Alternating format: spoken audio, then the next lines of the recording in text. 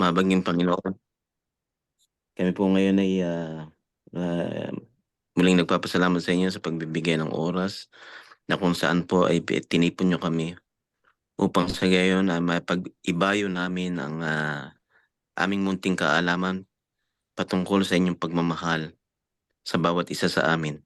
Panginoon, hinihingi po namin at patnubay ng banal na Espiritu na siyang magbibigay ng understanding sa aming aralin sa gabing ito sa pamumuno ni Kuya Piper. Maraming salamat Panginoon sa again, muling pagbubukas ng pinto upang malaman ang iyong pagmamahal. At ito ang aming dalangin sa ngalan mo. Amen. Amen. So, good evening mga kapatid. Good morning. Continuation itong ating pag-aaral ng ating naumpisahan na noong nakalipas na dalawang Huwebes, bali Biyernes dyan sa Pilipinas. So, laging magandang magkakaroon tayo ng review kasi habang nire-review natin, marami tayong nare-retain na mga magagandang mensahe ng salita ng Panginoon na lalong nagpapatibay ng pananampalataya sa Kanya rin naman ang galing. Kasi kung meron tayong pananampalataya, meron naman tayong pinanggalingan ng ating pananampalataya na ang admonition sa atin ng Scripture to look unto Jesus, who is the author and finisher of our faith. So sometimes we are inclined to think that we have a faith, and sometimes not realizing it, we make our faith contributory to our salvation. But put in proper perspective, for the glory of God, we consider our faith as a gift from God. And the source of that faith is the faith of Jesus. Because it's the faith of Jesus that saved us. By grace, you have been saved through faith. Whose faith is that? The faith of Jesus. Because the scripture says, and that not of yourselves. So whose faith is that? Not our faith, the faith of Jesus. Not of works, lest any man should boast. So, tonight, itutuloy natin yung ating pag-aaral tungkol sa sanctuary. At alam naman natin na ang sanctuary, siya yung God's master model plan of salvation. Ano? Nang ibig sabihin, lahat ng nangyari doon sa earthly sanctuary, mayroong kinalalaman yan doon sa panukala ng Panginoon na pagliligtas sa sanglibutan na nahulog sa kasalanan dahil sa panunukso na ginawa ng kanyang anghel na nilalang na mas piniling sambahin yung sarili kaysa sa Diyos na naglalang sa kanya. So, isi-share natin ulit yung ating screen para maging mas productive yung ating pag-aaral. Okay lang ba sa inyo na ifo-forward ko sa inyo yung PowerPoint nitong ating pinag-aaralan? Ifo-forward ko pagkatapos ha. Sige po, para magamit din namin. Oo. Para magamit nyo rin sa sharing. Kasi lahat ng PowerPoint, reviewin nyo rin. Ito, ginawa nito ni Kuya Epe. Pero kung may makikita tayong dapat na maidagdag o kaya dapat ibawas, open tayo dyan kasi nobody has the monopoly of the truth or understanding. No? So, kung may mapapansin kayong dapat na i-adjust natin, gagawin natin yan. So, let's just review. As we have studied in the past, the earthly sanctuary, as you see in the screen, is composed of the eastern court and the western court. The eastern court points to the gospel message itself. And then the western court is Jesus Christ continuing ministry in heaven after he has ascended, after his glorious resurrection. And you can see that as we are walking through the Western Court tonight, where we will do the Western Courtyard. Did we do the... Oh, sorry. I-exit muna ako.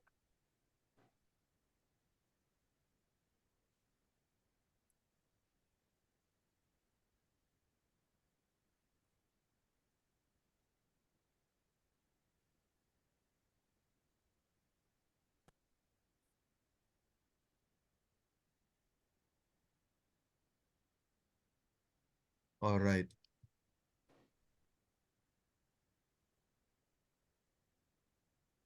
This is the better one.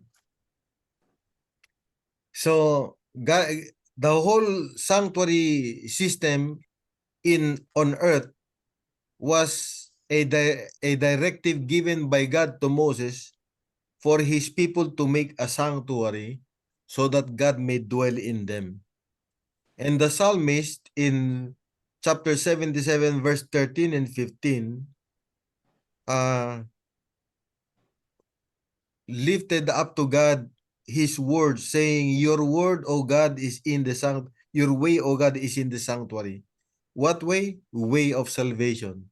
Everything that happened in the sanctuary would point to all the redemptive work that Christ would accomplish when he came down into this world to redeem mankind from the damage that sin has brought.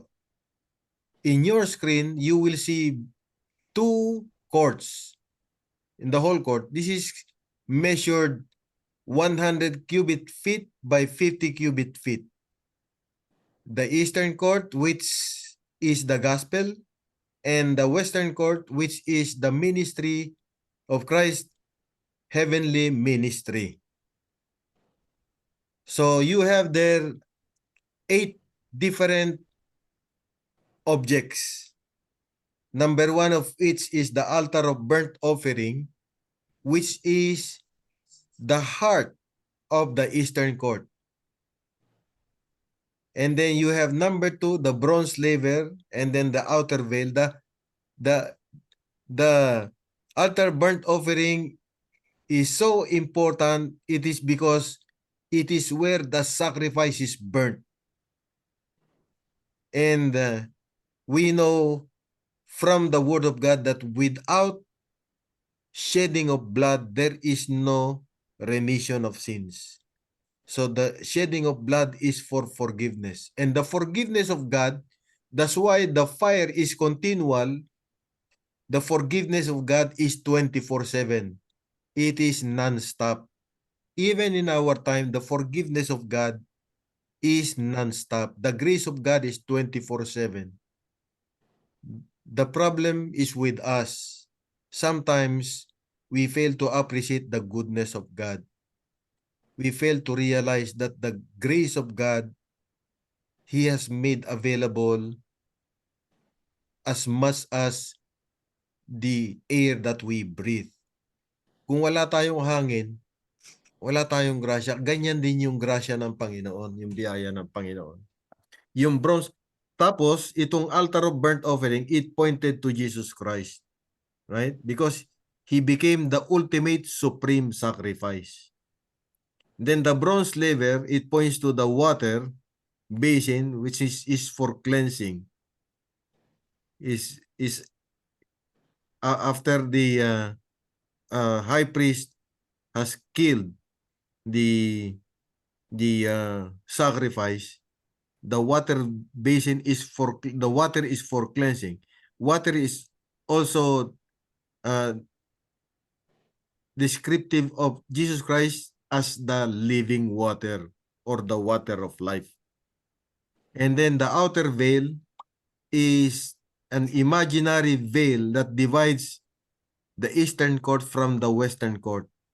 This is 50 cubic feet at the center of this 100 cubit longitudinal side of the whole court, the outer veil.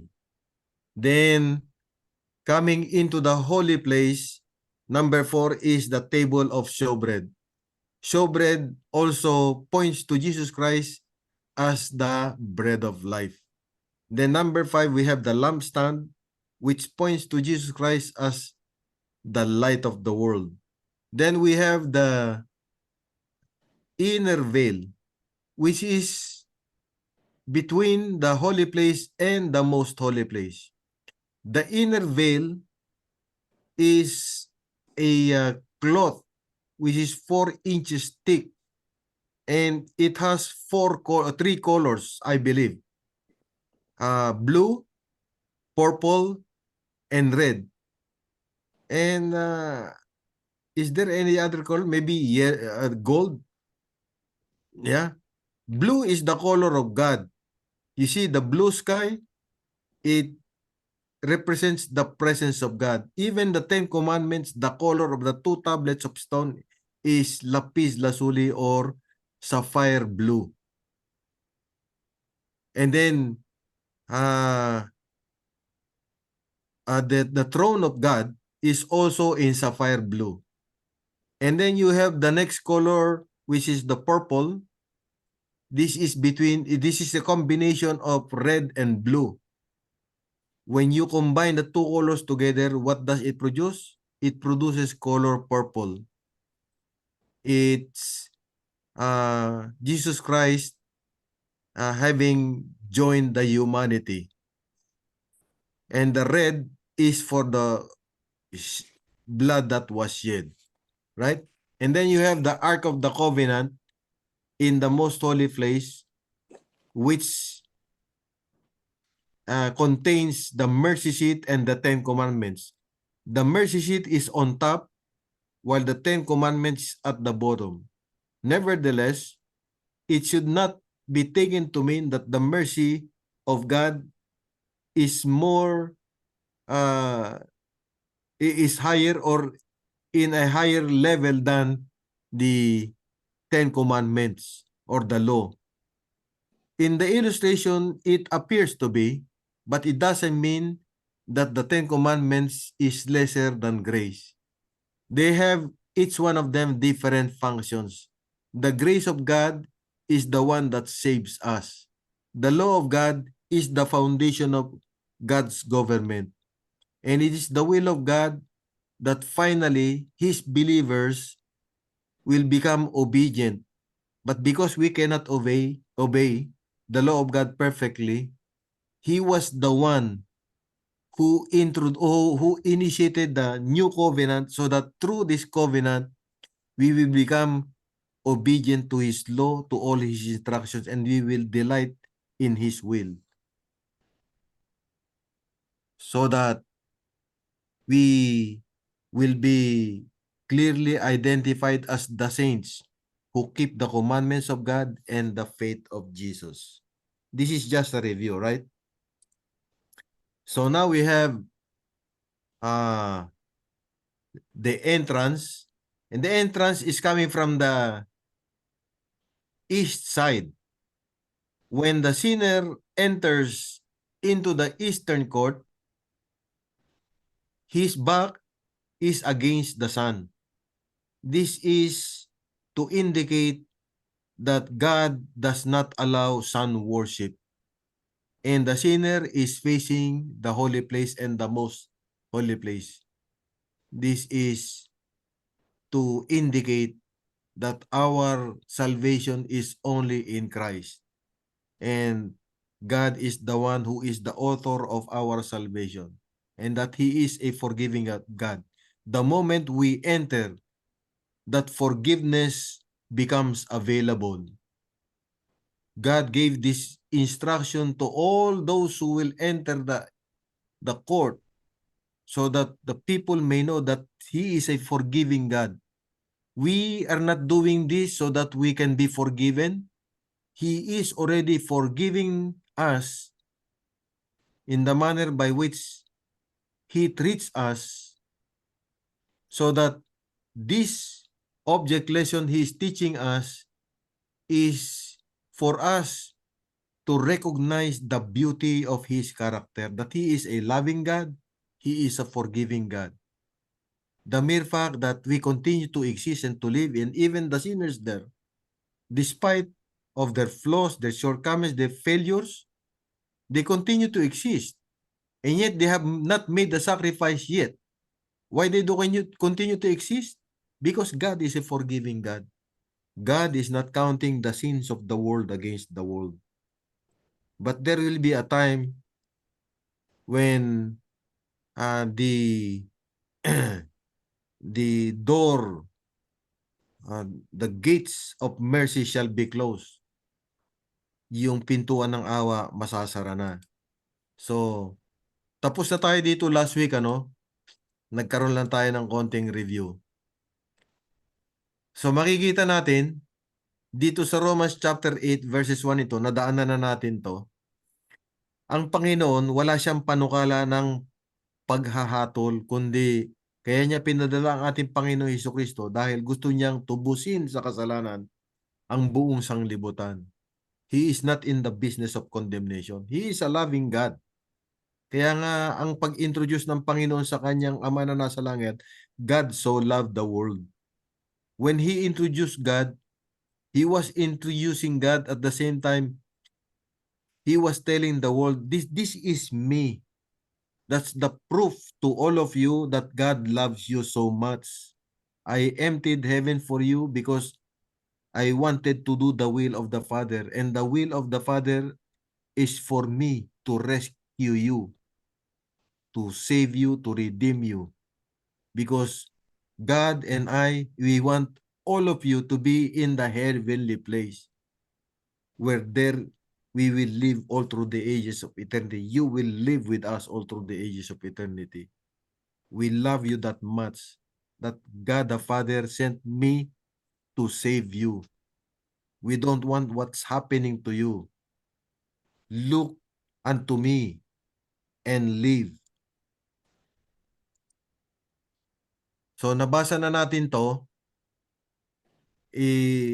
Bali bilang summary ito ng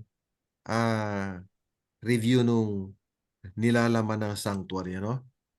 Yan, dinaanan na natin yan. Hindi na natin babalikan yan kasi tapos na tayo. Ang alam ko, natapos natin yung bronze laver, Brother Lueno. O yun ang last bronze laver. O, tapos na tayo sacrificial death.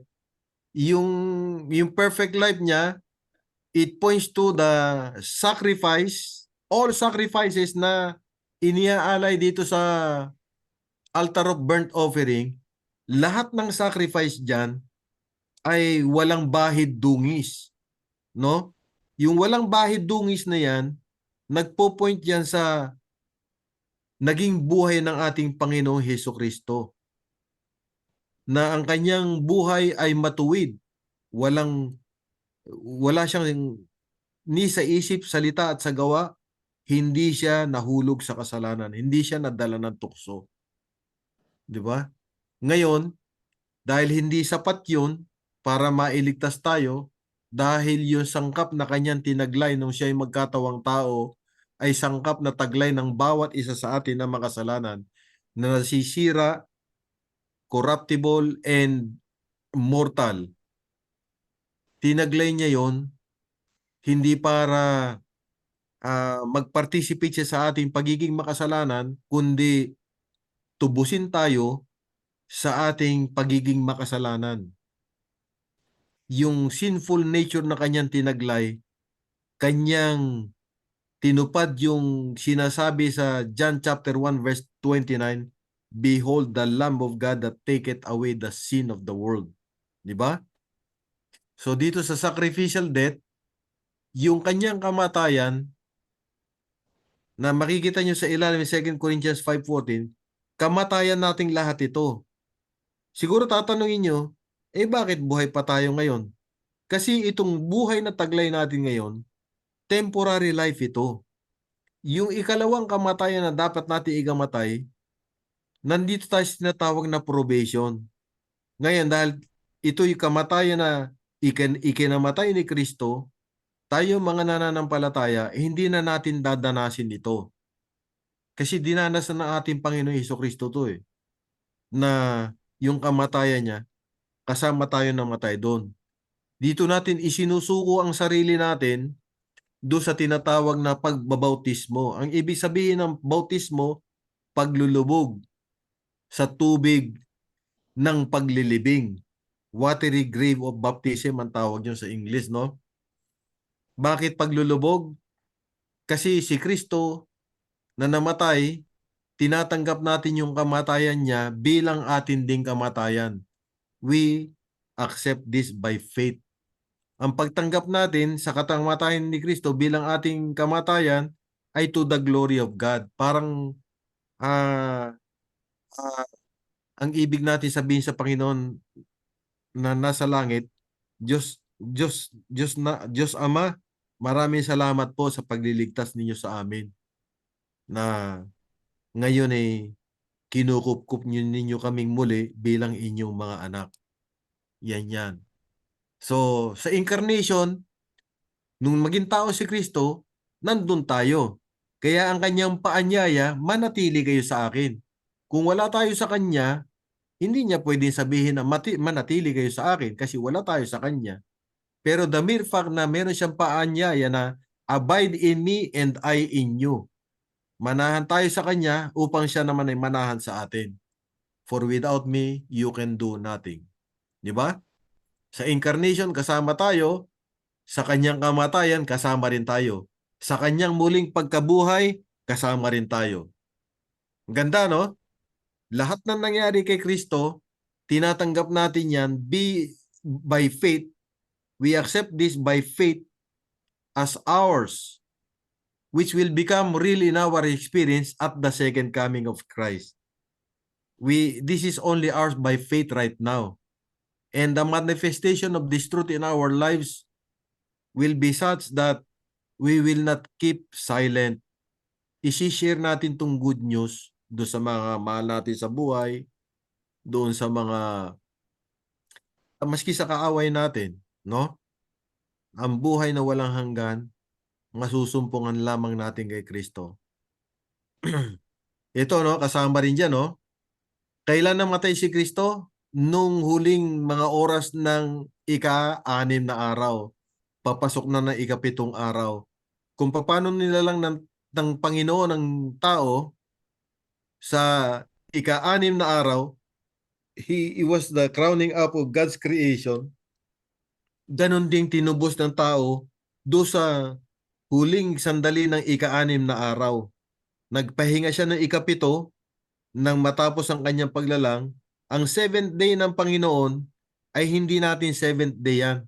7th day ng Diyos yan. Yung pangalan niya nandyan. Nakita nyo, God Sabbath. Sabbath, nandyan yung pangalan niya. Yan lang yung araw sa buong kalendar ng isang buong linggo ng mga Hudyo na ang pangalan ng Diyos nandyan. Kasi 7th day niya yan. Ang Hudyo, pag binilang yung kanilang week, ang tawag nila sa Sunday, first day, second day, third day. Pagdating ng Friday, sixth day. Pagdating sa 7th day, hindi nila tatawagin 7th day yan. Sa Hudyo, ang tawag nila dyan, Shabbat. May the peace of the Sabbath be with you, ang tawag nila Shabbat Shalom. No? So, perfect ang creation niya, perfect din ang redemption niya. Kaya ang tawag niya doon sa pagkamatay ng ating Panginoong Hesukristo, Good Friday. Alalahanin natin, nung mamatay si Kristo, kasama tayo doon. Ano? Kaya, kita mo yung Ephesians chapter 2 verse 6? The humanity was reunited with Christ and transported to heaven in Him. Where Jesus Christ is right now, there we are in Him. Not with Him, but in Him. Why? Because He retains humanity. This is the meaning of, I will never leave you nor forsake you. He could have once again come back to His divinity. and left humanity after redemption. But no, He promised that He will be with us even to the end of the age. Ang meaning ng being with us even to the end of the age, it has a deeper meaning. Not just literal but spiritual. I-retain niya ang kanyang humanity all through the ages of eternity. Yan. Kaya yung Emmanuel, God with us. For how long? Forever. Yan. Ngayon, bakit natin ikinukumpisan ng kasalanan? Dalawang bagay yan. Para i-acknowledge natin ang ating pagiging talamak na mga makasalanan. To acknowledge our utter sinfulness. Hindi lang tayo makasalanan, talamak pa. Ibig sabihin ng talamak, walang buhay na nananalatay sa ating laman. Pero kalooban ng Panginoon na nandito tayo sa mundo, kasi hindi ito yung gusto ng Panginoon na buhay na ibubuhay natin kasi temporary lang ito. Remember, sabi do sa 2 Peter chapter 3 verse 8 and 9, the Lord is not slack in His promise, as others consider His slackness, but He is not willing that any should perish, but that all should come to repentance. Oh, yan. Number 2, because of our relationship to Christ, and that is under grace. We are no longer under the law, but under grace. When did we become under grace? When Christ came into this world to redeem us from being under the law. Remember Galatians chapter 4 verses 4 and 5? When the fullness, the time has come, God sent forth His Son, born of a woman, born under the law, to redeem them, you and me, under the law, that we may receive the adoption as sons and daughters of God. What a beautiful experience. Because of what Jesus Christ did, we will redeem from under the law so that He can call us again brothers and sisters. Jesus Christ. Hebrews chapter 2 verse 10, He is not ashamed to call us brothers because He became flesh and blood. Oh. Dito na. Bronze liver, tapos na natin yan. Yan ang paghuhugas, ano? Pagkatapos ng pagsasakripisyo, yung kanyang kamay, yung kamay ng saserdote, kanyang mga paa, ay kailangan ng pagbabanlaw na tinatawag. Water is for cleansing. No?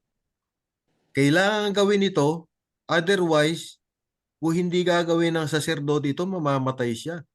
If they did not wash, they would die. Napakahalaga ng bawat bahagi ng mga ministry dito sa earthly sanctuary, no? So it was cleansed prior to entering the western gate. Kailangan malinis na yung saserdote bago siya pumasok sa western square. Kasi ang western square heaven, no? Ngayon, after Jesus' baptism, he went to Jerusalem during the Passover. Nang dumating siya doon, nakita niyang defiled yung temple. Bakit? Ginawang kalakalan ng mga merchants yung tahanan ng Panginoon. Nagalit ang ating Panginoon. Yun tinatawag na righteous indignation. Nilinis niya ang templo. Tapos, naalam natin na sinalin siya ng mga Hudyo. Ano yung pag-challenge sa kanya? Ano ba yung karapatan niya do sa ginawa niyang paglilinis ng templo? Ang sabi niya, destroy this temple and in 3 days I will raise it up again.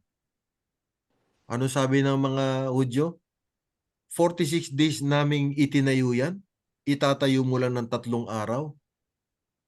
Pero yung mga disipulos, naunawaan nila na yung templong binikas ng ating Panginoon Jesucristo, templo ng kanyang katawan.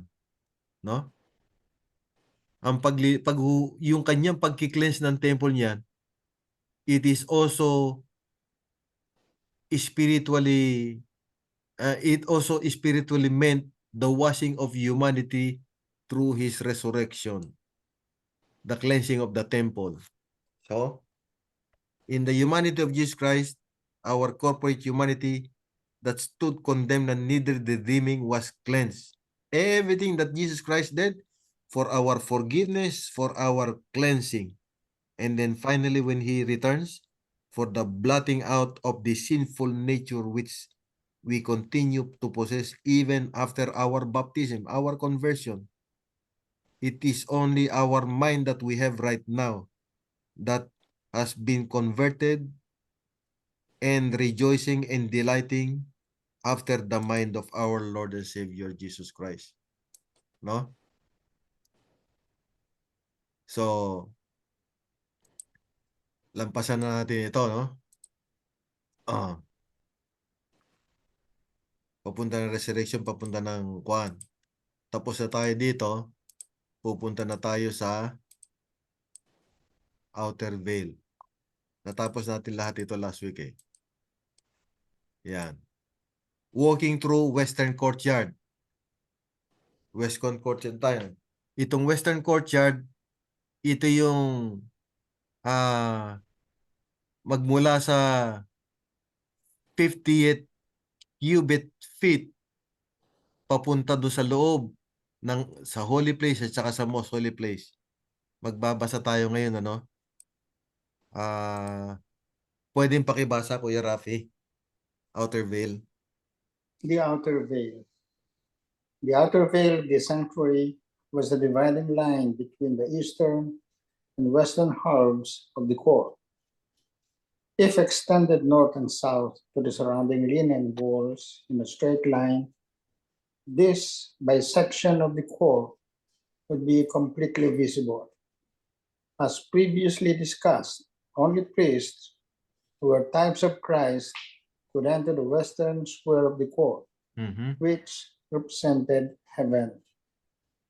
Upon entering within the outer veil, Levitical priests found themselves in the first compartment of the tabernacle, called the holy place. Yeah.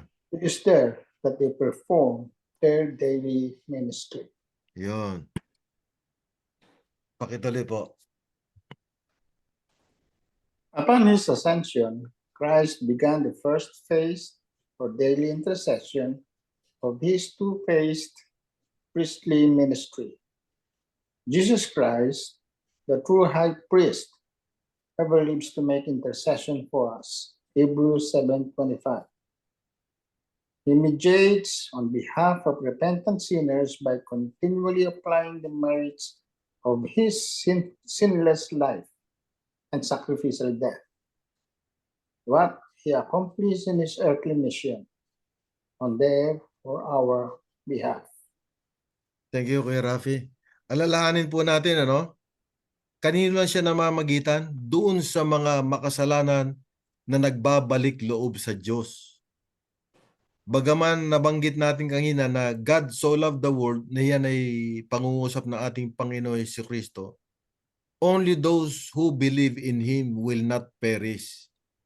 So, itong repentant sinners, they are believers. At ang ina-apply dito sa kanyang pamamagitan ay yung merits ng kanyang dalisay na buhay na walang bahid dungis at saka yung kanyang sakrifisyong kamatayan. Na ito yung sinless life sacrificial. That is the demonstration of the gospel. Ano? So, ang ganda niyan. Si Ate Nets naman.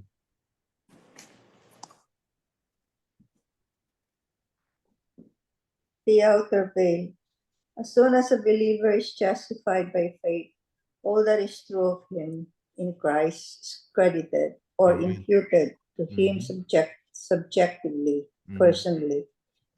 Because of Christ's continual intercession, he remains an adopted child, Galatians 4:5, without interruption, as long as his faith endures, Matthew 24:13.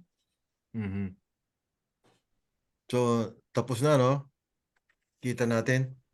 Itong Matthew 24:13, ang karugtong niyan, yung 14. And this gospel of the kingdom shall be preached into the whole world for a witness.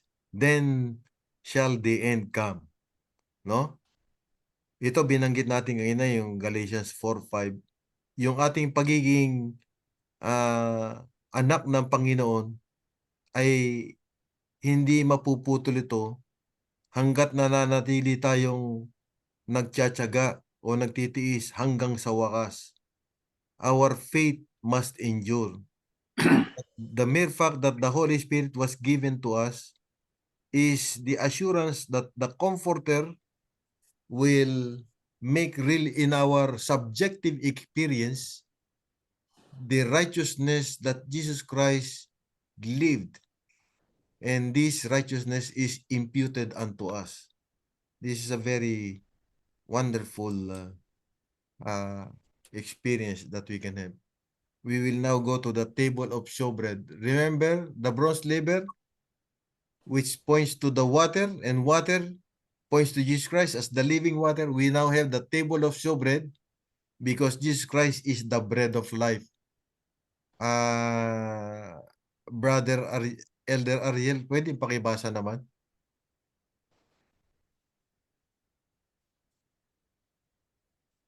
Nandiyan si Elder Ariel? O nakikinig siya sa kabila? Si Brother Lueno muna. The table of Oh, showbread. On the okay. table of showbread was the showbread or the bread of presence, because it was on the table before the Lord always. Exodus 55:30. It was considered to be a part of the daily service. Mhm. Please continue. We are to partake of experience. The life, bread, and death and blood of Christ is our obedience to the gospel. Previously mentioned in the Eastern Square overview, this is summarized nicely in 1 Corinthians 10:16 and 17. The cup of blessings which we bless, it is not the communion of the blood of Christ. The bread which we break is not the communion of the body of Christ. For we being many are one of bread and one body, for we are all partake of that one bread. Similarly, Galatians 2:20 states that I have been crucified with Christ. It's no longer I who live, but Christ lives in me. So magandang ano to, no? Magandang parallelism ito. Kaya tayo nagko-communion. We partake in the death and the life, death, and resurrection of Jesus Christ. Yung life niya, yun yung kanyang tinapay. Naalala ninyo doon sa John chapter 6? Sabi niya sa Panginoon, eat my flesh and drink my blood. For if you do not do so, you have no part in me. Iniwan siya ng mga disipulo kasi napakalalim. Nagtuturo ang Panginoon ng cannibalism. Tapos, sa dakong huli, nagkaharap sila ni Apostol Pedro. Tinanong niya si Pedro, ikaw Simon Peter, iiwan mo rin ba ako? Katulad ng pag-iwan nila sa akin? Anong sabi ni Pedro? Na dapat ito laging rin na magiging tugon natin sa kanyang inquire sa atin. Sabi niya, Lord, to whom shall we go? You have the word of eternal life. Very profound yun. No? So, wala tayong ibang patutunguhan mga kapatid. Yung obedience to the gospel, yan yung participation natin sa kamatayan ni Kristo, sa buhay ni Kristo at kamatayan ni Kristo. Kaya tayo nagsasanta sena. Tawag yang communion. No? Wine, bread and wine. It is also indicative of our being remorseful for our sins, making us realize that while we still fall, we are not condemned. We appropriate for ourselves the grace of Christ that is available 24/7. And this is to make us realize that self emptying, we are always being reminded of. That's why this note concludes with, ako'y napako na kasama ni Kristo at hindi na ako nabubuhay kundi siya ang nabubuhay sa akin. Ang buhay na ikinabubuhay ko ay ikinabubuhay ko sa pamamagitan namatay at muling nabuhay para sa akin. Na siyang nagmahal sa akin, namatay at muling nabuhay. Yan yan. So nakita natin yung continual bread, the continual. Then ito no, sa table of showbread, makikita natin yung word na continual dito, highlighted. Pwede pakibasa, baka si Ryan pwede magbasa if you are with us. Can you please, Ryan? Numbers 4:7.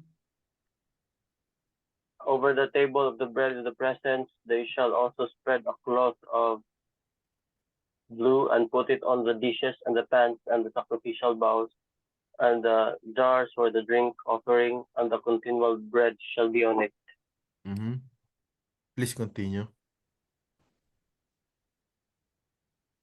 Verse 16, the responsibility of Eleazar, the son of Aaron, the priest, is the oil for the light and the fragrant incense, and the continual grain offering and anointing oil, the responsibility of all the tabernacle and all that is in it, with the sanctuary and its furnishing.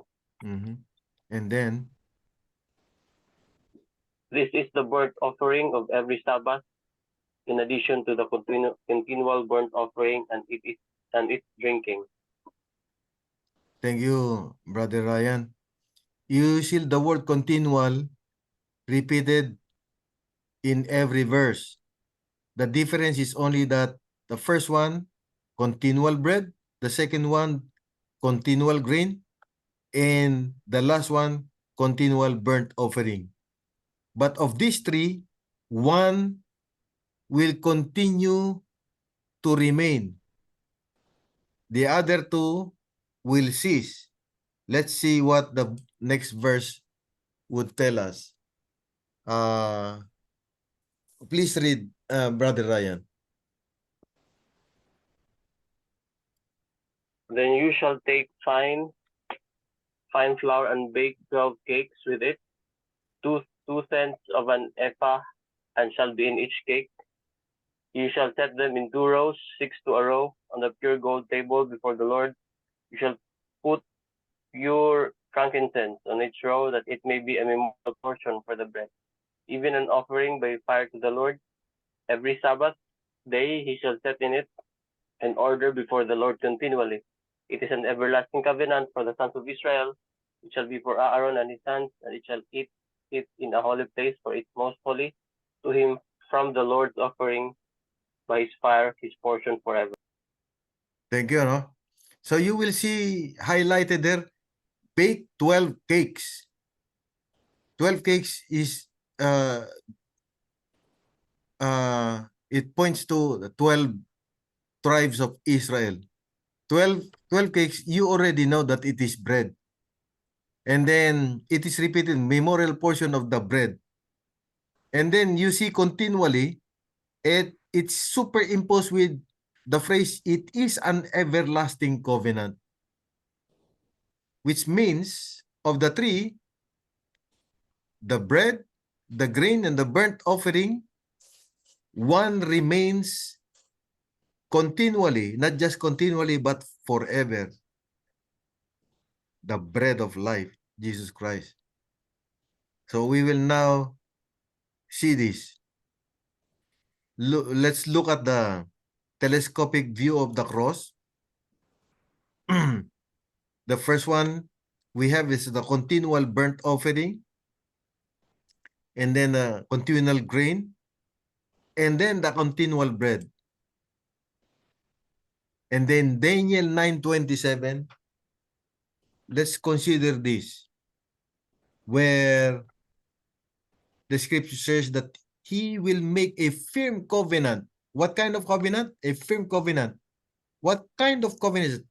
Everlasting covenant with the many for 1 week.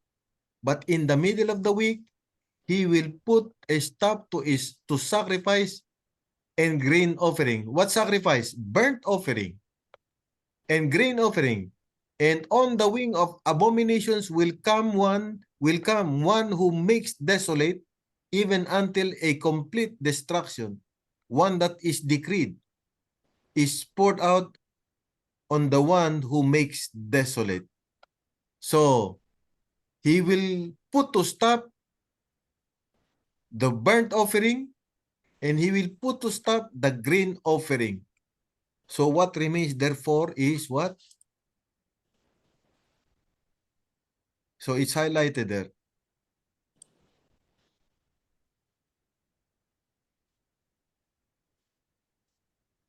This is what I was trying to tell you a while ago.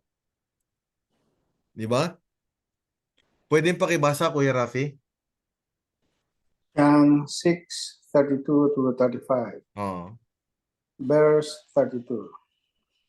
Jesus then said to them, Truly, truly, I say to you, it is not Moses who has given you the bread out of heaven, Mhm. but it is my Father who gives you the true bread out of heaven.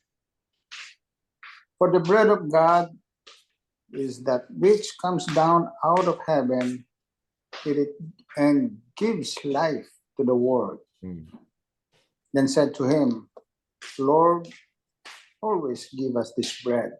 Jesus said to them, I am the bread of life. He who comes to me will not hunger, and he who believes in me will never thirst. Galing, ano? Ang ganda ng mga connection nito. Sarap mag-aral. Pakituloy, Kuya Rafi. John 6:51 to 53. Ito na. I am the living bread that came down out of heaven. Mm. If anyone eats of this bread, he will live forever. And the bread also which I will give for the life of the world is my flesh. Mm. Then the Jews began to argue with one another, saying, How can this man give us his flesh to eat?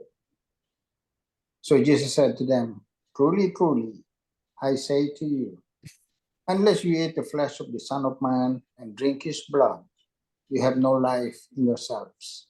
Grabe, no? Siguro tayo, no? Kung hindi tayo nag-aaral ngayon, hindi natin alam to, kung nabuhay tayo sa panahon ni Kristo, baka kasama tayo dito sa mga Hudyo na nagtanong, no? Paano ituturo ng tao na to na ipakakain niya yung sarili niyang laman? Mahirap unawain ito. Pero tayo, nakikita na natin ngayon by the Holy Spirit's guidance. Nagre-rejoice tayo kasi napakaganda ng pagkakapaliwanag nito. Pakituloy, Kuya Rafi. John 54:56. He who eats my flesh and drinks my blood has eternal life, and I will raise him up on the last day. For my flesh is true food, Mm. and my blood is true drink. He who eats my flesh and drinks my blood abides in me, and I in him. Amen. So nakita natin yung meaning ng pag nagko-communion tayo. Ang communion, not only bread but also wine. Bread which points to the flesh of Christ, and the wine which is his blood. We partake of the communion because we participate in the suffering of Christ. We identify ourselves with the suffering of Christ, his death and resurrection. Si Ate Nets naman. John 6:57-58. As the living Father sent me, and I live because of the Father, so he who eats me, he also will live because of me. This is the bread which came down out of heaven, not as the fathers ate and died. He who eats this bread will live forever. Amen. We live for how long? Forever. Right? Ito na. Bethlehem. Ano ibig sabihin ng Bethlehem? Hebrew Bethlehem means house of bread. House of bread ang ibig sabihin ng Bethlehem. Brother Lueno, pakibasa. Nandito tayo sa lampstand ngayon. Tapos na tayo sa ano, no? Okay. Punta na tayo sa lampstand. The lampstand. How it is that we can experience the life of bread and death of blood of Christ.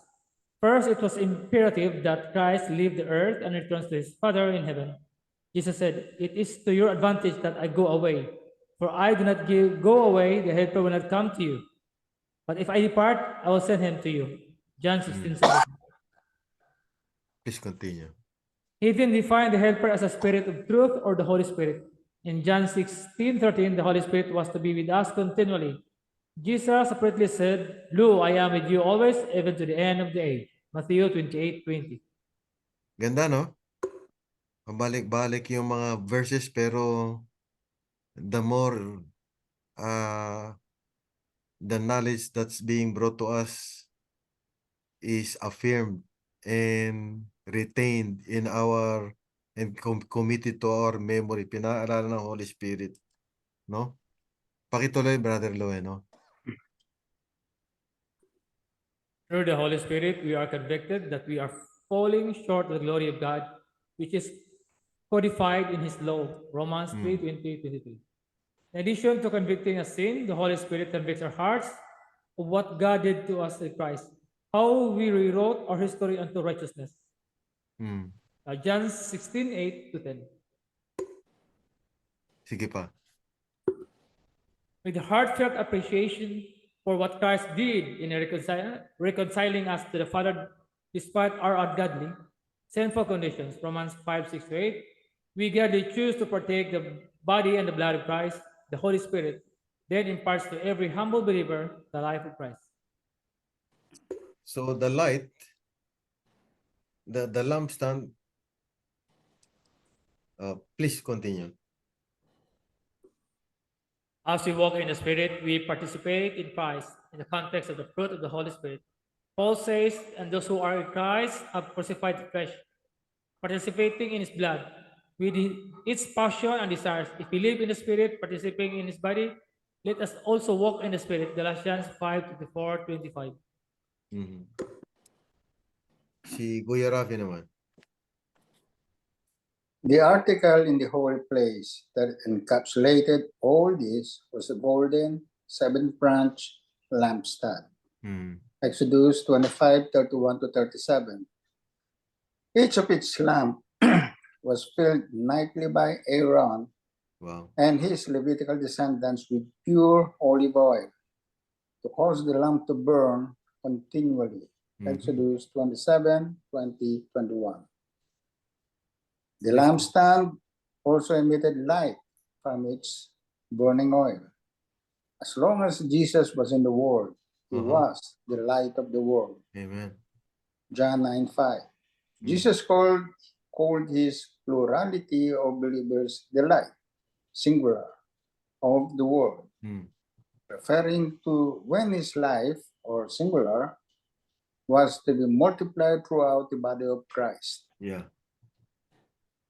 When his life was first poured out upon the believers of the day of Pentecost, tongues like as of fire, as though from the golden lampstand, sat upon each of them as they were filled with the Holy Spirit. Acts 2:3-4. Oil was also used to refer to the Holy Spirit in the parable of the 10 virgins. Matthew 25:1-13. So, kita natin. Ayan. Pakituloy, Kuya Rafi. Matthew 5:14. You are the light of the world. A city that is set on a hill cannot be hid. Mhm. John 1:9. The true light that gives light to every man was coming into the world. John 9:5. I am the light of the world. John 1:7-8. He came as a witness to testify concerning that light, so that through him all men might believe. He himself was not the light. He came only as a witness to the light. Yung he himself dito, si John the Baptist yan. He came only as a witness to the light. Ang light yan, dapat Jesus. kapit yan, si Jesus Christ yan. So, kita natin, no? He was the sacrifice. He is the living water. He is the bread of life. He is the light of the world. Tingnan naman natin itong altar of incense. Si Ate Nets naman. Altar of incense. While the golden altar was located within the holy place, directly in front of the inner veil, Exodus 31-6, it was considered as belonging to the most holy place, Hebrews 9:3-4. Mhm. Sweet incense was burned upon this altar every morning and at twilight, and was referred to as a perpetual incense before the Lord. Mhm. Exodus 30:7-8. In addition to incense being burned on the altar, blood was applied to the horns of the altar by the priest after certain sacrifices. Exodus 30:10, Leviticus 4:18. Wow. Pakituloy, Ate Nets. In the book of Revelation, an angel is seen at the altar of incense and given incense to offer with the prayers of the saints, Hmm. that they may ascend before God together. Revelations 8:3-4. Mhm. Thus, it is shown that only as the prayers of the saints are mixed with the merits of Christ's righteousness, may our worship be acceptable to God. Amen. This allows no room for self-righteousness, Mhm. but for one who worships God in spirit and in truth. John Amen. 4:24. Amen. Tapos na tayo. Dito naman tayo sa inner veil. So, nakita natin na kung paano yung earthly sanctuary, lahat ng ginawa ng ating Panginoong Hesukristo at lahat ng bahagi doon sa sanctuary, merong kaugnayan sa kanyang gawaing pagliligtas. Magmula dito sa lupa hanggang ngayon na nasa langit na siya. Kaya napakahalagang pangunawa na ibinigay sa atin ito. Nagbibigay sa atin ito ng karagdagang strengthening of the faith. Si Brother Ryan naman, please.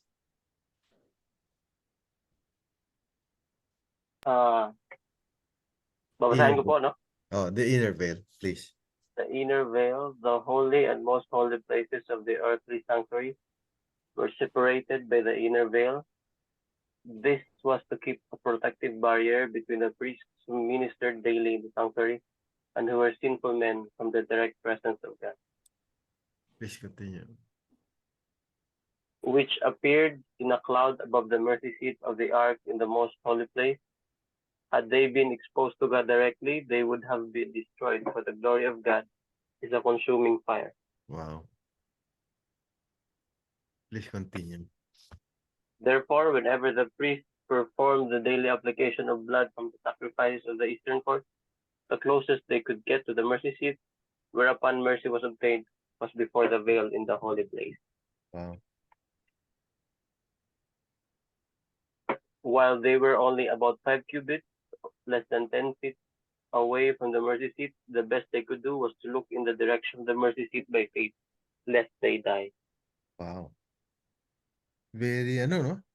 Exacting yung mga description dito. Pakituloy, Brother Ryan.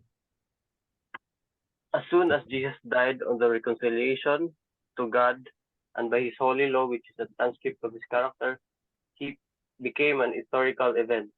Romans 5:10. The stark evidence of this reconciliation was manifested within the sanctuary at the hour of evening service. The veil that separated from the holy to the most holy place was immediate torn from top to bottom. Matthew 27:5, 50, 51. Thus, the barrier between sinful man and the holy God was removed at the death of Christ. Ganun, no? Nung mangyari yung kanyang, when sinabi niyang it is finished, he gave up the ghost and died.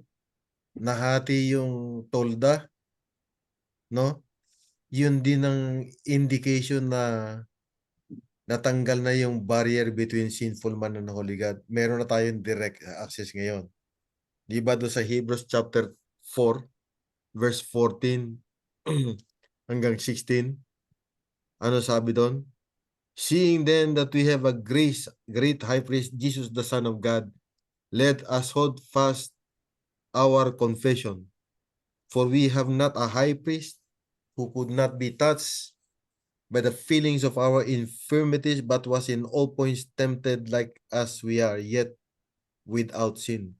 Let us therefore come boldly, this is direct access, come boldly unto the throne of God, that we might find grace and mercy in our time of need. Yan na yan. Meron tayong direct access. Hindi na natin kailangan dumaan sa saserdote dito sa lupa at doon tayo mangumpisal sa kanila. Hindi rin tayo kailangan mangumpisal sa mga bishop natin o mga pastor. Kaya pag nagpe-pray tayo, di ba? Forgive us. Direkta tayo nakikipag-usap sa Ama. Pakituloy, Brother Ryan. Now we have direct access to God through our heavenly high priest, Jesus Amen. Christ. There is no need to go through another human priest, because we can have boldness to enter the holiest or most holy place by the blood of Jesus. By a new and living way he consecrated for us through the veil that is his flesh. We can now come directly to God as priest through Christ. Revelations 1, 5, and 6. Tayo na ngayon yung priest. Di ba? Tayo yung tawag doon sa 1 Peter chapter 3. A new generation, a royal priest, a chosen generation. Tayo na yan. Praise the Lord. We don't take the truth of the word of God to apply to us so that we may be boastful, but we are just rejoicing and thankful that we are given the privilege. This must humble us to be called as such, because in and of ourselves we are nothing. We are nothing but sin. But God looks at us as his royal priesthood, his chosen generation. Please continue. The upper one. Brother Ryan. This does not preclude the need to cleanse God's sanctuary. There is one mediator between God and men, the man Christ Jesus. 1 Timothy 2:5. We can now come directly to God as priest through Christ. Amen. Galatians 1:5 and 6. Ito na, si Kuya Rafi naman. Ark of the Covenant na tayo. Ito na yung pinakahuli. The Ark of the Covenant. At the very center of the western square of the courtyard was the Ark of the Covenant, which contained the Ten Commandments, Hebrews 9:4, or law of God, that condemns the world universally, Romans 3:19. Fortunately, above the ark was the mercy seat, Hebrews 9:5. Please continue. Only once a year, on the annual Day of Atonement, would the high priest enter into the most holy place. Before he did, however, he had to offer a bull as a sin offering for himself and make atonement for himself and his house. Leviticus 16:6. He also had to bring incense within the veil before the presence of the Lord, that it should provide some barrier between him and the direct presence of God. He did this before sprinkling blood on the mercy seat for himself and for the people's sins committed in ignorance. Mhm. Leviticus 16:12-14 and Hebrews 9:7. Ano, no? Once a year, yan yung tinatawag na Yom Kippur. Merong bull as sin offering para sa kanya at sa kanyang sambahayan. Yan. Pakituloy, Kuya Rafi. While the priests entering into God's presence was a very real event, the daily and yearly sacrifices with their application of blood before the veil, or daily, and on the mercy seat, yearly, never actually took away sin. Hebrews 10:1, verse 4, verse 11. The Holy Spirit indicated that the way into the holiest of all was not yet made manifest, while the first tabernacle was still standing. Hebrews 9:8. Itong daily, it points to God's grace which daily. Ito namang yearly, it points to cleansing. Kaya meron tayong tinatawag na cleansing of the sanctuary. No?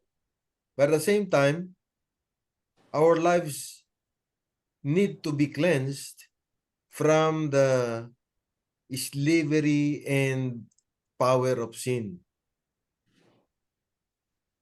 No? So, this has connection to God's work of justification and sanctification in the future, glorification. Nagpaparallel lahat yan sa sa panukalang pagliligtas. Ito na, pakibasa Kuya Rafi. But Christ came as high priest of the good things to come, with the greater and more perfect tabernacle not made with hands, that is, not of this creation, not with the blood of goats and calves, but his own blood. He entered the most holy place of heaven once for, having obtained eternal redemption. Hebrews 9:11 and 12. Ganda, no? Si Ate Nets naman. Yeah. However, after Jesus offered one sacrifice for sins forever, he sat down at the right hand of God. Mhm. For by one offering he has perfected forever those who are being sanctified. Hebrews 10:12 and 14. Pakituloy. While the Ten Commandments, which were contained in the ark, condemned the whole world, Romans 3:19, all the positive and negative or righteousness and justice demands of the law were met in Christ. Amen. There is therefore no condemnation to the person who has subjectively joined himself to the body of Christ. Mhm. Di ba naalala natin do sa John chapter 3? He who believes has everlasting life, but he who does not believe, basahin nga natin, John chapter 3, verse 18. Pwedeng pakibasa. Brother Ryan, may Bible ka? Pwedeng pakibasa John chapter 3, John chapter 3. verse 18.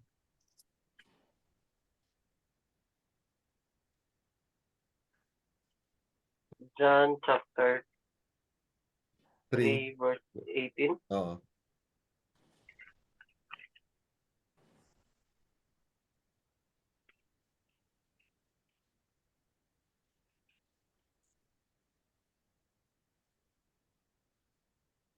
Uh, 18. 15.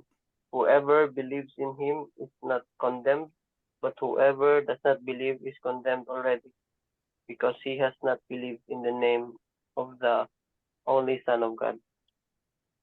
Ganda, no? Kung nasa Panginoon tayo, nasa labas na tayo ng condemnation. Yung mga ayaw maniwala, ayaw magpasakop, they become responsible for their ensuing death, so to speak, at the end. Because the opportunity was given to them, the truth of Christ having been crucified was presented to them, and yet they chose to tell God, for God to leave them alone. We don't want this to happen to us, and I don't think this is this is something that we would desire. Our desire is to continue remaining in that atmosphere of having already eternal life in Christ. Yan. Sa tingin ko, tapos na tayo eh. Si Kuya Rafi, pakibasa.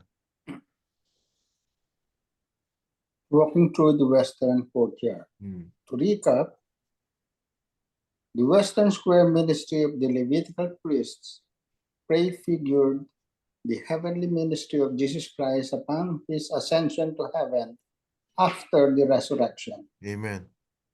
Unlike his earthly mission, which included the reconciliation of the entire human race to God, Christ's heavenly ministry is that of a priest, representing the people to God. So, kita natin, no? Yung kanyang earthly mission para sa lahat. Yung reconciliation, ng pakikipagkasundo na kanyang tinupad para sa sambuong katauhan.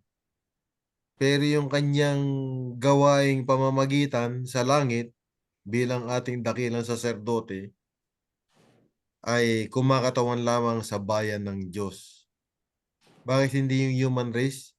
Kasi hindi pwedeng yung mga tumatalikod sa kanya, isasama niya pa rin sa langit eh.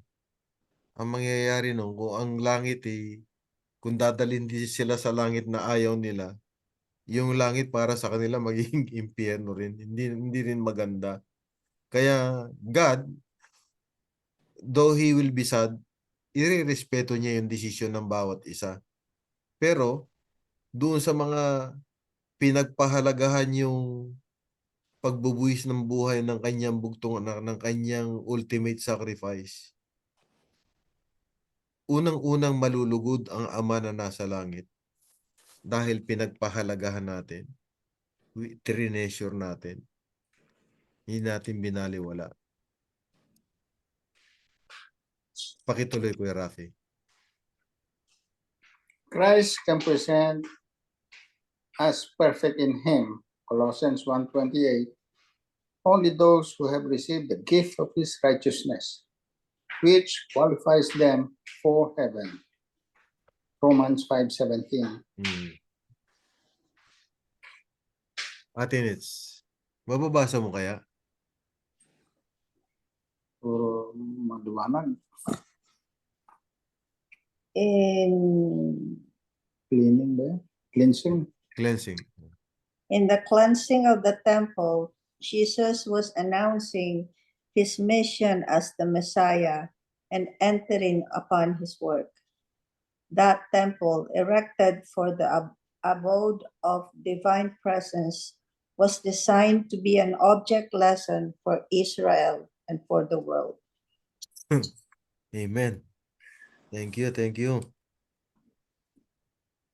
Ito na, itutuloy na natin to next week.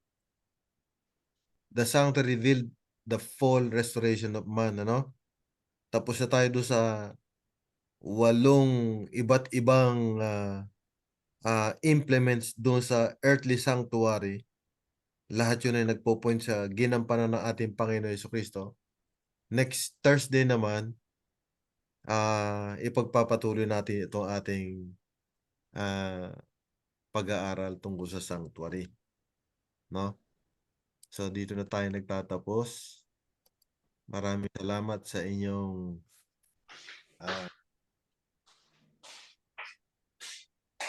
participate sa ating magandang aral ngayong gabi. Tanghali na sa Pilipinas.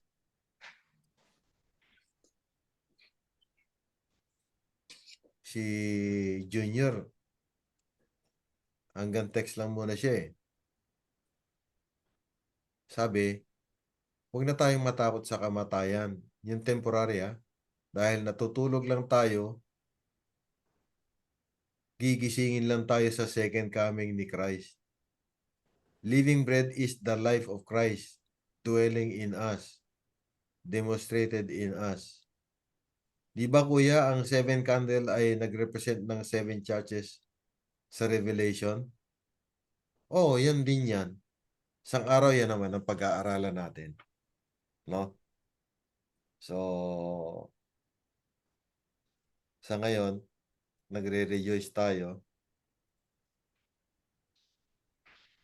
Yung mga binigay sa ating kaalaman ng banal na espiritu, dinagdagan niya pa ngayon. Kasi hindi naman nakukuha natin agad yan sa isang pag-aaral, di ba? Meron tayong mariretain, meron tayong hindi maalala, pero habang parang kanta rin niya na habang kinakanta mo, maski wala kang balak na i-memorize, sa dakong huli dahil gustong-gusto mo yung kanta, hindi mo naman balak i-memorize, memorize mo na rin. Mamaya ikaw na yung kumakanta. Ganyan din itong ating pag-aaral ng katotohanan, lalo itong katotohanan ng salita ng Diyos. No? Binabasa lang natin yung mga Bible verses, pero maya-maya, itinitimo na sa atin ng Holy Spirit yung tinatawag na committing to memory the truth, the precious truth of the Word of God. Hihingi ako ng reflection sa inyo. Please. Kung sino yung gusto mauna o magtatawag ako. Palagi ko, laging nauuna dyan si Brother Lueno eh. Okay. Yung sa akin naman, bali, sum up na siya lahat, Christ righteousness, obedience, tsaka yung sa faith. So, Oo. ang sabi ko lang, tawag to? Ang process of obedience is ganito. Diba, God is, siya ang God, siya creator, at siya ang may-ari sa atin. So, bilang sa sundalo, di ba? Kung may Oo. general tayo, may king tayo, di ba, kahit anong utos niya, parang yung buhay natin tsaka yung kuha natin sa kanya na sa kanya niya, di ba? Kung anong utos sa kahit Oo. kamatayan, pupunta tayo sa gera. Parang Mm. ganon. So, bilang God, pero tatlong, bantay natin tatlo yung klase sa kuan. Yung disobedience is wala na talagang pagsusunod kay Kristo, di ba? Meron ding obedience na delikado kasi dalawang klase ng obedience yan. Yung sa self-righteousness na obedience saka yung Christ righteousness by faith. No. Kasi yung self-righteousness is you think you're doing the work of the way of God without the leading of the Holy Spirit and without the Christ righteousness. Parang yung own effort mo lang pero hindi lead ng Holy Spirit. Example, si Paul, nung Saul pa siya, akala niya ginawa niya tama, di ba? Nung pinatay niya mga Christian.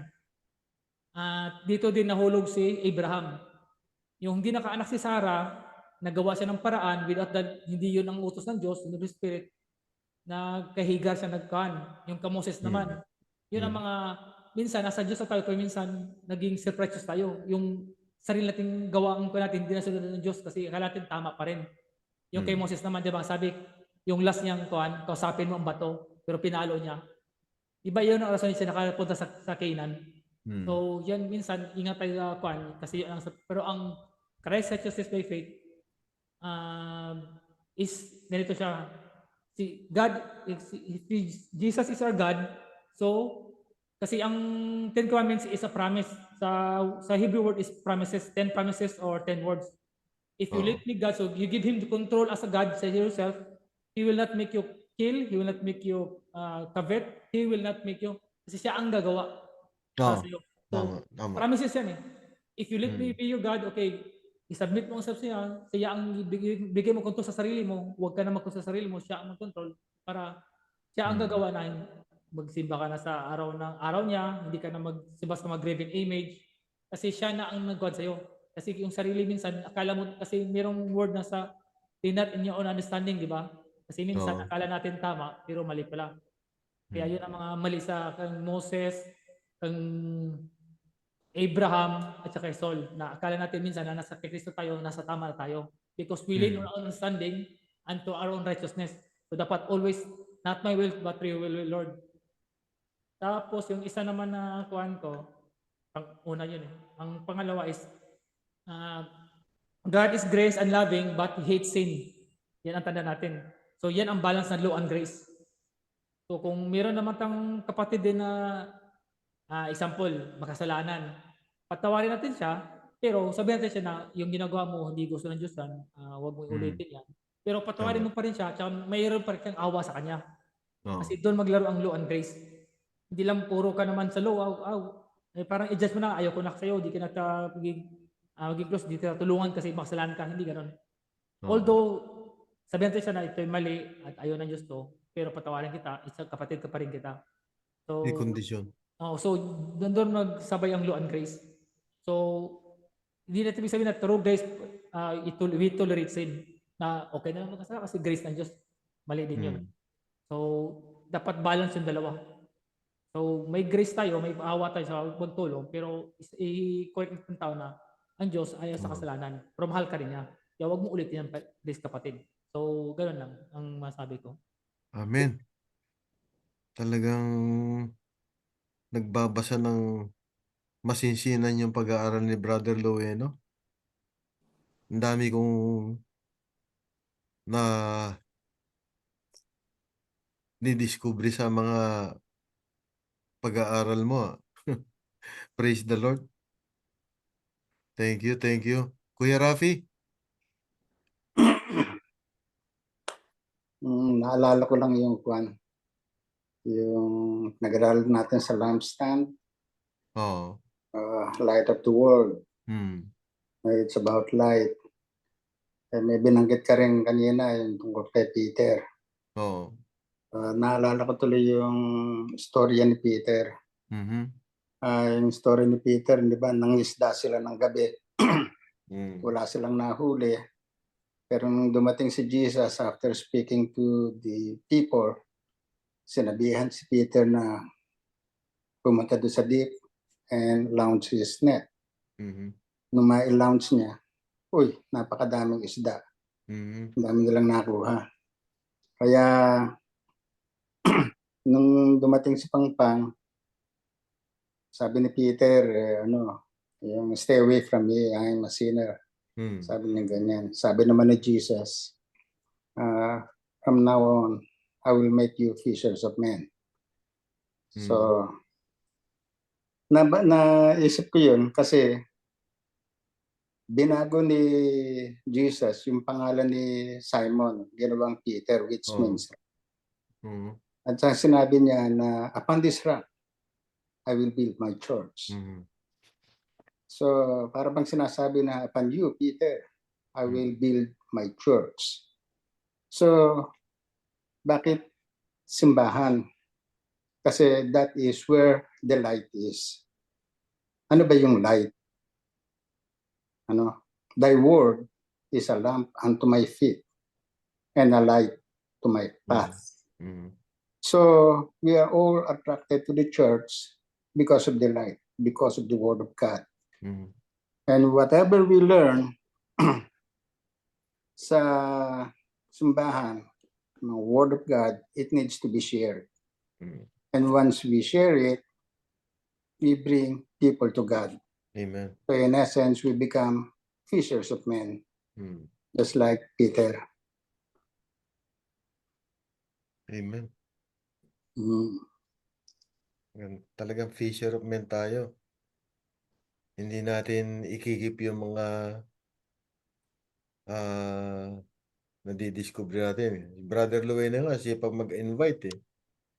Sana dumami tayo. Lalo ngayon, lahat ng mga signs na nangyayari dito sa mundo, alam natin, nandito na tayo sa Revelation 13 eh. To the point na pati yung mga media mismo, yung tinatawag na independent, katulad dito si Edward Griffin, sa kanya yung siya yung nagkuha ng ano eh, yung World Without Cancer at saka yung understanding ng Agenda 21. And I think he makes sense. So we are not to look at the events taking place in the whole world today so that we can get scared. But we consider them in regards to the reality that the word of God is true. They are happening because God said so. At the same time, we are admonished to be ready. And what we're doing right now, nag-aaral tayo, this is being ready. Kasi we can get caught in the midst of all this chaos and confusion. But for us who are establishing ourselves to be deeply rooted and grounded in the truth as it is in Christ, whatever happens, hopefully will no longer come as a surprise. We will welcome them because the Holy Spirit will empower us. Yung abot ba tayo sa point na katulad ng naranas ni ni Stephen, di ba? Nag-sermon siya do sa mga kapwa niya, mga Hudyo. Tapos pinaalala niya na sila yung nagpapako kay Kristo. Binato siya hanggang sa mamatay. Hindi na siya, he is no longer worried about dying. He welcomed death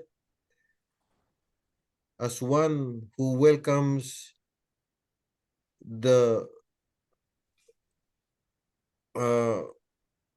eternal life which was prepared for him by Christ. Lord Jesus, receive me. Di ba? Namatay siya doon, pero nagpapatawad siya. Kaya meron tayong opportunity. Si Ryan. Ryan, you want to share some thoughts, please? Sige po. Oo. Siguro po yung pag-study natin about sa sanctuary, Oo. parang siya, refresher Oo. sa akin dahil nung nag-Bible study kami, yung during bago yung ma-baptize, Oo. so nag-aralan din to. And pag inaaral mo siya ulit, maraming insight yung nakukuha mo, like yung about kay Jesus Christ, na very much involved siya sa pagdating sa salvation ng bawat isa. Oo nga. So yun yung ating Savior na talagang involved siya sa buhay ng bawat isa, involved siya sa kaligtasan ng bawat isa. Oo. And about din sa kay God the Father, na alam natin siya yung magiging judge natin pagdating ng end time. Mhm. Pero hindi dapat tayo matakot kasi Amen. alam natin na yung based sa sanctuary doctrine, meron tayong loving, meron tayong just God, Amen. magbibigay ng hatol sa atin. And bilang isang Christian, bilang isang anak ng Diyos, Oo. meron tayong hope na tanggapin na natin yung grasya ng ating Panginoon at bibigyan tayo ng habang buhay na galing sa ating Panginoon. At dahil sa kay Hesus Kristo nating Savior. So yun yung masishare ko lang. Thank you, Brother Ryan. Napakaganda. Baka si Brad Ariel, Nakalagay kasi listening eh. Brad Ariel, nandiyan ka pa? Maybe you want to share something? Pasensya Kuya Pipe, good evening sa lahat. Oo. Itong pag-aaral ng sanctuary Oo. ah, sa sa akin Oo. ay nakita ko kung paano yung pamumuhay ni Jesus Christ na napaka-crucial Oo. para sa atin. Hmm. Kasi ang adhikain ng Panginoon ayon sa Biblia um, is unang-una malaman yung kung sino siya Mhm. sa kanyang inihayag na 10 utos na binigay niya kay Moses. Mhm. Pangalawa, yung kung bakit ang kasalanan ah, ay siyang nagbigay ng pagbubuklod ng dalawa, ng tao at ang Diyos. Okay? Dito, nung nakita ko ito, na hindi natin kaya o kinakailangan tayo na mailigtas upang mapunta dito sa ah, o maibalik yung wangis o yung we are created in His own image yung imahe na nawala sa atin. Mhm. Ibinigay niya yung kanyang bugtong na anak, ang kanyang bugtong na anak upang sa ganon ay maging isa ring tao, made a little lower than the angel, Oo nga. na makisalamuha sa atin at mamuhay ng katulad din natin. Mhm. Ang purpose noon is matupad ah, ah, ang kautusan ayon sa bigay ng Ama sa kanya. Mhm. At pagka ito, pasensya na medyo Okay lang. ah, Okay naman eh. at itong pamumuhay na ito is nakita natin. Sa akin, yung pamumuhay na ito, although hindi natin kayang i- ah, ipamuhay kasi perpekto yung kanyang pamumuhay na Oo. walang bahid kasalanan Although Tama. ginawa siya bilang isang tao na po pwedeng magkasala. Oo. Sa kanyang katawan na siyang tao ay po pwede siyang magkasala dahil tinempt siya ni Satanas Mhm. Kung hindi siya magkakasala, siguro hindi siya titempt ni Satanas Pero anyway, Kuya Pike,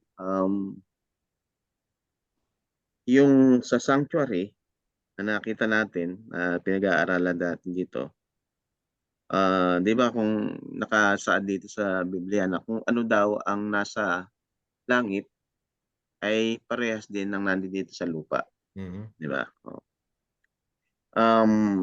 Yung mga bagay-bagay na nakita natin dito sa kampo o dito sa tabernacle,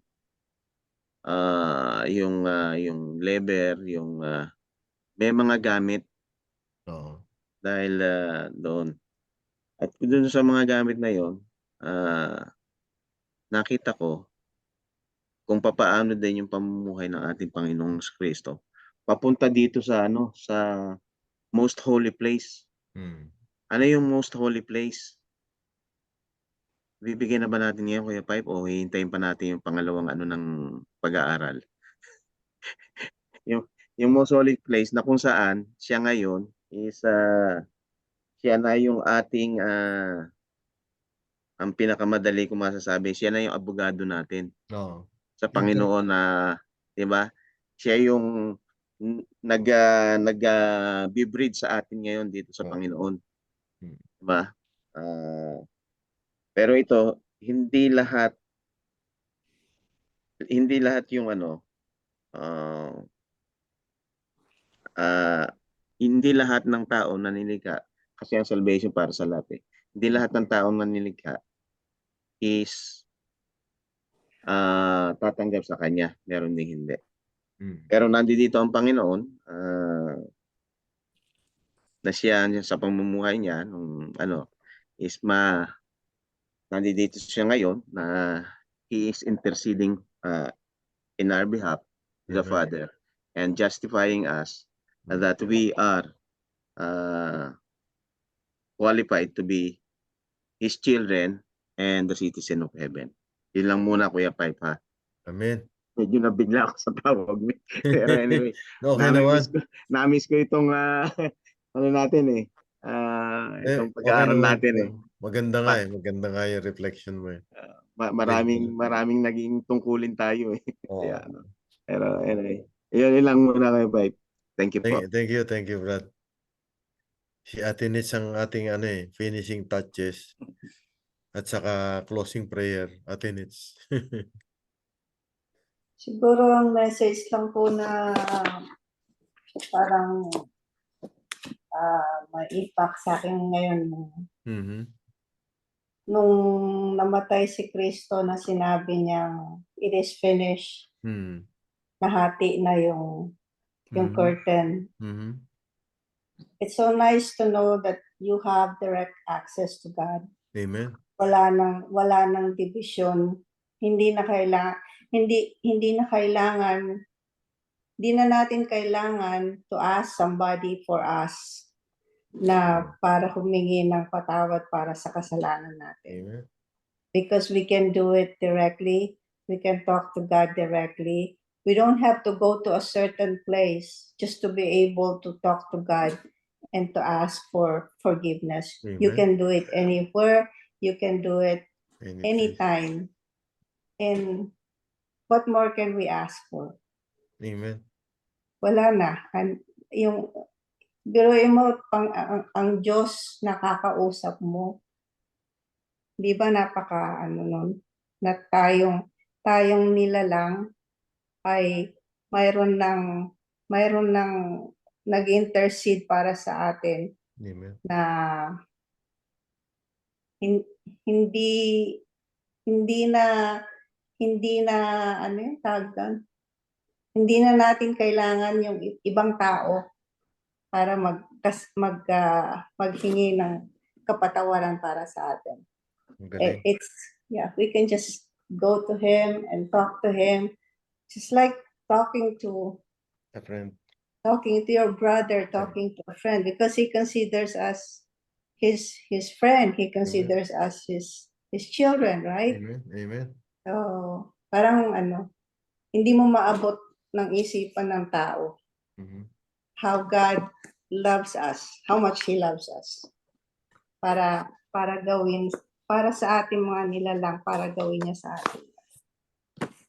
Amen.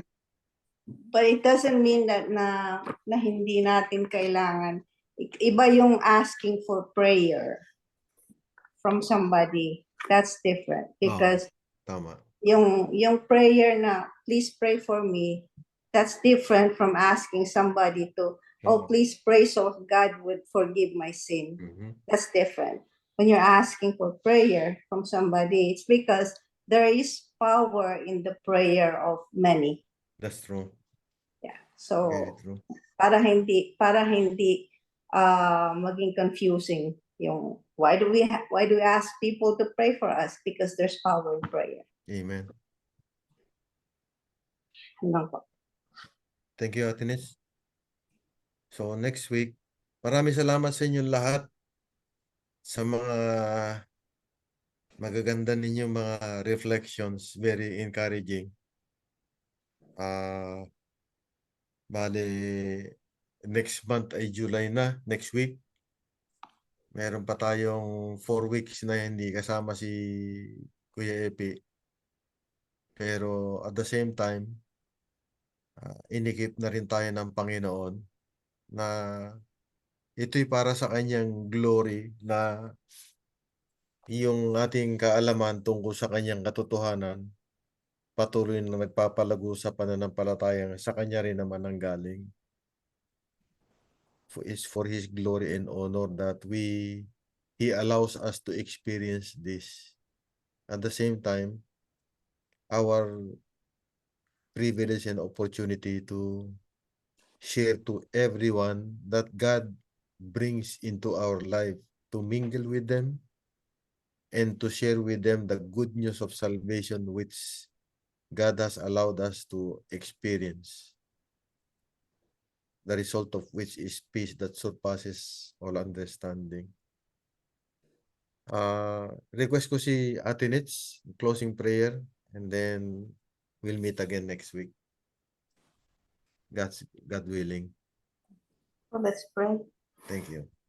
Yes, Heavenly Fathers, once again, we want to thank you, Lord, for gathering us tonight to study your word, deeply study your word, O Lord. Amen. Salamat po sa mga kasama namin ngayong gabi. Salamat kay Brother Piper na patuloy na ginagampanan ang inilagak niyo pong tungkulin sa kanya upang pangunahan kami sa pag-aaral. Salamat po, Panginoon, sa walang sawang pagpapakita ng inyong pagmamahal at ang patuloy niyong pinaparamdam sa amin na kami inyong mga anak na isa man sa amin ay ayaw niyo po na malalayo sa inyo. Maraming pagsubok dumarating sa buhay namin, maraming mga alalahanin sa mundong ito, ngunit napakasarap isipin na lagi namin kayong kasama at lagi niyo kami binibigyan ng kalakasan sa pamamagitan ng inyong mga salita, Panginoon. Amen. Amen. Lahat ng ito po ay binabalik namin sa inyo, dakila po, sa inyong kadakilaan. We just want to glorify you, O Lord. And once again, Lord, forgive us for our shortcomings Yes, and Lord. forgive us, O Lord, for our sins. Amen. We love you. In Jesus' name we pray. Amen. Amen. Thank you, Kuya Rafi, Ate Nits, Brother